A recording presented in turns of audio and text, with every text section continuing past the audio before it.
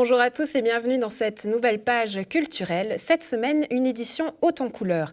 Tout d'abord, on s'intéressera à la Fondation des Arts et de la Culture avec sa présidente Michèle Bergquist-Rodini. Bonjour. Bonjour.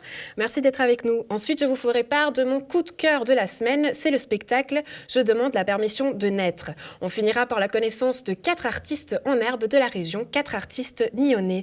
On commence avec vous, Michèle Bergquist. En quelques mots, quel est le rôle de la FAC ? Eh bien, la Fondation pour les Arts et la Culture a un rôle de facilitateur entre les donateurs, c'est-à-dire les entreprises de la région, et puis les artistes qui recherchent des fonds.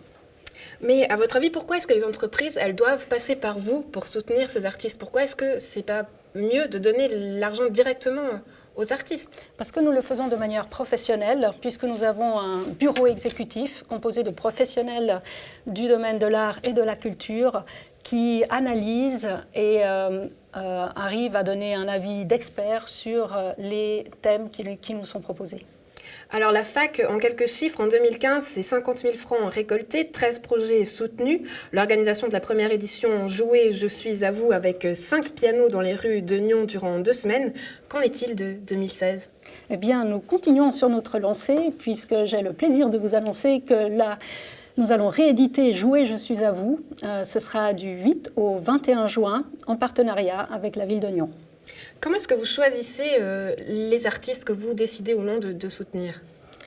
Eh bien, ce sont des artistes de la région qui ont un projet réaliste, réalisable, dans un budget qui nous apparaît raisonnable. Et si ce n'est pas le cas, eh bien, nous les conseillons et les coachons. Et est-ce qu'ils ont la possibilité ensuite de faire une exposition, de faire un concert duquel vous soutenez ?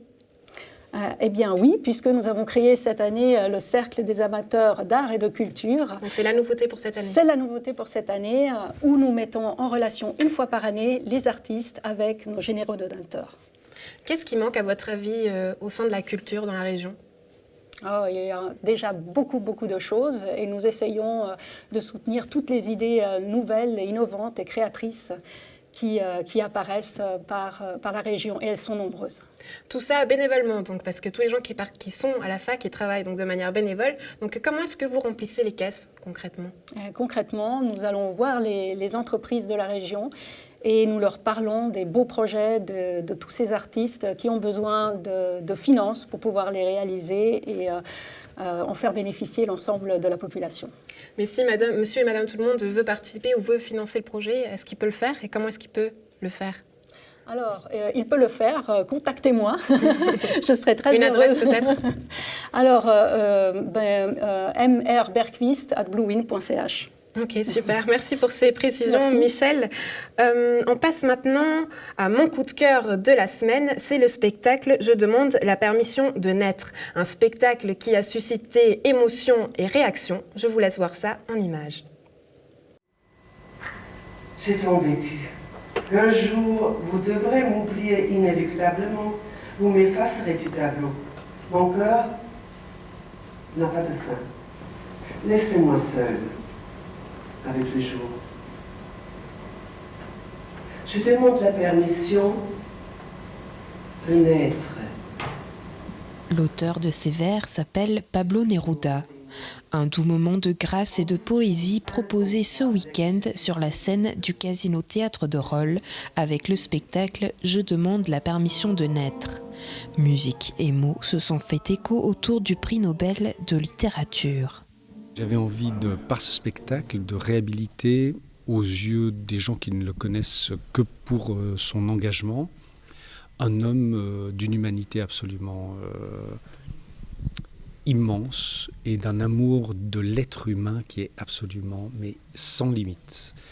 La valeur littéraire de sa poésie est pour moi mais vraiment l'essence de la vie en fait. Nous, en tant qu'artistes latino-américains,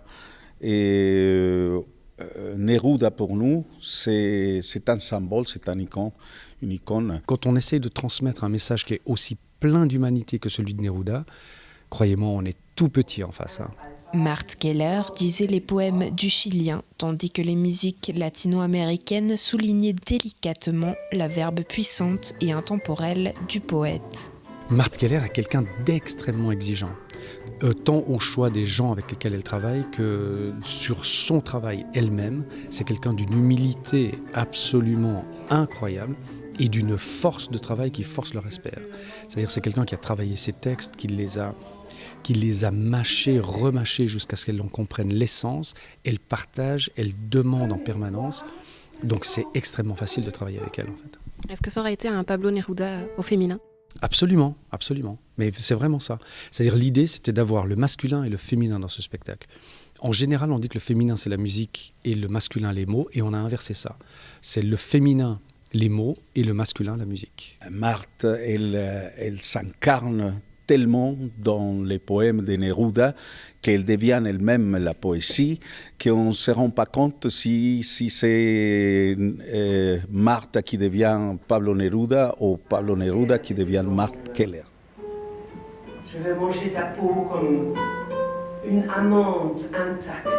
Quand il y a la musique, comme je disais, la poésie est déjà dans la mélodie. Et même si les gens ne comprennent pas les mots en espagnol qui sont dans les chansons, on va sentir cette ambiance, tout est lié. L'idée, c'était de faire une musique ou d'utiliser des musiques qui soient en adéquation totale avec le propos philosophique de Pablo Neruda. C'était un défi parce qu'il faut surtout, pour les mots, la poésie, il faut rester à l'auteur de Neruda et en même temps ne pas essayer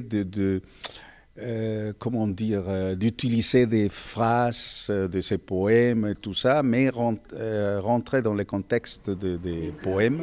Au final, des propos universels sublimés par une mise en scène épurée et une musique viscérale qui soigne les souffrances. La magie opère, les barrières tombent et des voix se lèvent. Ils sont jeunes, beaux et doués et nous avons la chance de les avoir sur ce plateau. Marco, Elliot, Diksha et Yann, bienvenue à vous quatre. Merci. Vous avez plusieurs points en commun. Tout d'abord, vous participez à la Nuit des artistes de gymnase. Vous avez bien sûr le talent et vous venez de Nyon. Ce concours-là a pour objectif de présenter au public les talents émergents des gymnases vaudois dans la catégorie des arts de la scène. Marco Crescenzio, vous êtes un des guitaristes du groupe de Sistrums. Qu'est-ce qui vous a donné envie d'y participer à ce concours ? Alors, tout d'abord, l'année passée, j'ai été voir la Nag Night et puis dès qu'on a formé un groupe avec mes 3 amis, Timon, Alex et Antoine, j'ai tout de suite pensé à ce concours très intéressant parce que c'est tout d'abord un premier pas sur la scène professionnelle et puis ça nous permet de jouer devant un public aussi nombreux. Et ouais, c'est vraiment... C'est la première fois que vous jouez devant un public aussi nombreux ? Oui, vous avez déjà fait d'autres scènes, la première fois. On a joué pour la Nuit des Poètes, organisée par le gymnase de Nyon, à l'usine à gaz. Mais on verra d'ailleurs quelques images. Voilà. En tout cas, quand on vous voit, il y a une réelle énergie qui se dégage. Ouais. Vous entraînez combien d'heures par semaine ? Alors, on s'entraîne le vendredi ou le jeudi, mais une fois par semaine, durant 2 heures. Et vous avez pris des cours ? Oui, on prend chacun de nos côtés des cours de batterie, de guitare, mais le chant, ça vient de nous. D'accord. Donc c'est vos propres compositions ? Oui, c'est nos propres compositions. En tout cas, moi, il y a une chose qui m'a frappée, c'est que quand on les entend sur scène, les filles, ça crie derrière, je peux vous dire. Donc la musique, ça les rend toutes dingues, c'est ça ? Oui, il y a aussi des hommes qui crient pour nous supporter. Donc tout le public. Voilà, tout le public. Ça nous fait plaisir d'avoir un public qui aime notre musique. Comment est-ce que vous qualifiez le style de votre musique ? Alors c'est du rock alternatif ou même de la power pop. Ok.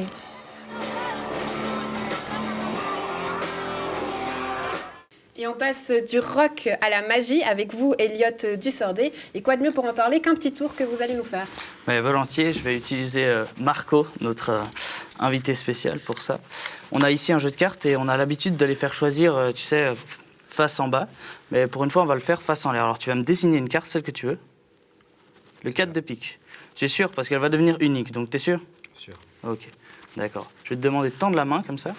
tu vas pouvoir mettre l'autre par-dessus. Et tu vas retourner et tu vas penser à ta carte. Et quand tu me dis que c'est bon, c'est bon? Ouais. Regarde, elle est remontée sur le dessus, elle est rouge. Ce serait fort? Ah non, non, en fait, c'est pas ça. Je me suis trompé. En fait, toutes les cartes sont rouges, sauf une qui est bleue. Et toi, tu te souviens de ta carte, c'était quoi? Le 4 de pique. 4 de pique, t'es sûr, comme ça? Eh oui. C'est la seule carte bleue du jeu, donc complètement unique. Mais je t'ai dit que ta carte deviendrait vraiment unique, on est d'accord. Et là, on peut voir que tout le jeu est rouge. Mais est-ce que t'as vu le plus fort? Regarde. Dans ce jeu de cartes, toutes les cartes étaient blanches, en réalité. Mais ce qui s'est... Imagine, tu vois, si t'avais choisi ta carte et qu'elle, elle aurait été blanche, comme ça, par exemple. Mais tout le jeu se serait réimprimé.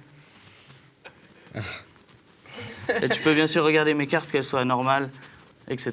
Merci beaucoup, on peut l'applaudir.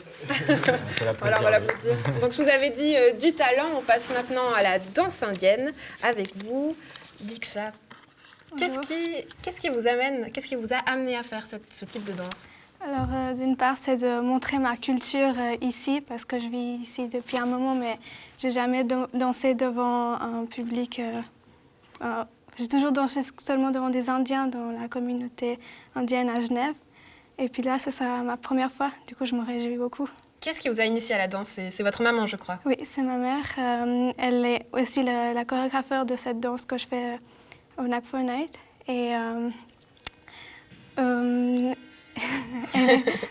on sent un petit peu d'émotion, c'est normal.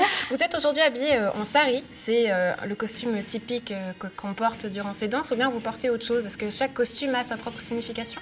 En fait, cette sari est portée plutôt pour des fêtes et tout ça, mais moi je vais pas porter ça pour la danse. Ce sera plutôt un autre type, c'est plus avec des couleurs et ça va briller plus que ça. Et ça s'appelle Ghagra, et j'espère que vous allez aimer. On espère aussi qu'on va aimer. Qu'est-ce qui vous a donné, vous, envie de participer à ce concours? J'ai vu, ça fait depuis un moment que j'aimerais participer à des concours et tout ça, et quand j'ai vu ça dans mon école, qui avait ce concours, j'ai choisi de participer. Très bien, on se réjouit de découvrir ça. Et on passe au dernier invité, et pas des moindres. Vous allez surtout apprécier sa musique un peu plus tard. C'est Yann Gaillard. Bonjour. Bonjour. Vous, qu'est-ce qui vous a donné envie de participer à ce concours? Participer à Nag Night, en fait, c'était vraiment sur un coup de tête. Je me suis juste décidé à enfin me mettre à faire des trucs dans la musique. Ça fait longtemps que je fais de la musique et je me suis enfin dit que j'avais assez de composition pour me mettre à faire vraiment quelque chose, en fait. Vous prenez des cours de musique? Non, je suis autodidacte, j'ai appris tout seul. Ça m'a pris un jour, j'ai décidé de faire de la musique et depuis, j'en fais tous les jours énormément. Et j'ai toujours mon instrument sur moi. Donc c'est un peu, vous marchez au coup de cœur? Voilà. Très bien. Je suis assez quelqu'un d'impulsif au final. Quels sont vos objectifs pour ce concours? Mon objectif de base, c'était simplement d'arriver en finale. Et je suis content parce que ça s'est réalisé. Après, avoir une place dans les 3 premiers, ce serait incroyable, mais les autres sont aussi très bons, donc on a tous notre chance, je verrai bien. Le podium aussi pour vous, Marco, ou quels sont vos objectifs à vous? On espère aussi arriver sur le podium, même si on est tous ceux qui ont été qualifiés sont incroyables. Yann, comment est-ce que vous pensez apporter votre touche? Est-ce que vous savez déjà ce que vous allez jouer lors du concours? Qu'est-ce que vous allez faire? Oui, je vais jouer une composition à moi, qui est une chanson que j'ai écrite sur une très jolie fille. Je pense donc les filles, c'est la source d'inspiration. C'est la première source d'inspiration. Mais bon, il faut dire que si... vous voyez, il y a certaines filles, je pense que n'importe qui serait tombé amoureux d'elles. Du coup, j'ai écrit une chanson dessus et c'était une chanson dont j'étais assez content. Et c'est pour ça que j'ai décidé de la montrer à la Nag Night, justement, celle-là en particulier. Et je suis content qu'elle m'ait emmené jusqu'en finale, justement. Et j'espère que les gens vont apprécier le 14 mai. Elliot, vous, comment est-ce que vous vous préparez à ce concours? Est-ce que vous répétez sans cesse vos tours de magie à tout le monde, à toute votre famille, ou comment est-ce que vous vous préparez? Personnellement, je regarde pas mal de séries et parfois je me dis que ce serait bien que je me mette à faire un peu de magie étant donné que le concours est dans pas longtemps.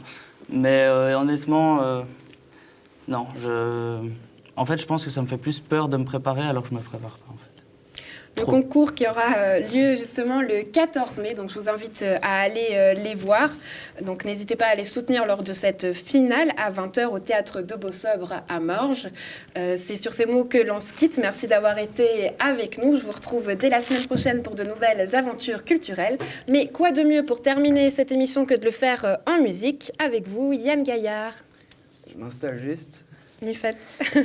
Vous allez prendre votre ukulélé, c'est ça? Eh oui, un ukulélé. Et je vais vous jouer une chanson qui n'est pas de moi parce que je garde pour l'instant mes compositions pour moi, pour garder la surprise le jour où je sortirai un album, si ça vient un jour. Mais c'est une chanson quand même pour une fille. C'est quand même une chanson pour une fille qui s'appelle True But Pro, qui est The Will and the People. On vous écoute.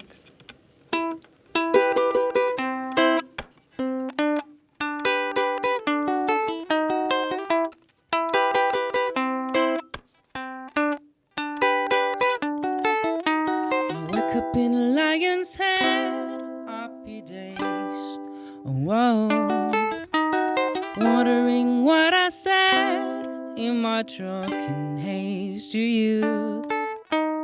Want a better peace of mind? No, my head can't just come again. So you're putting me in rewind, not a way of an upper man.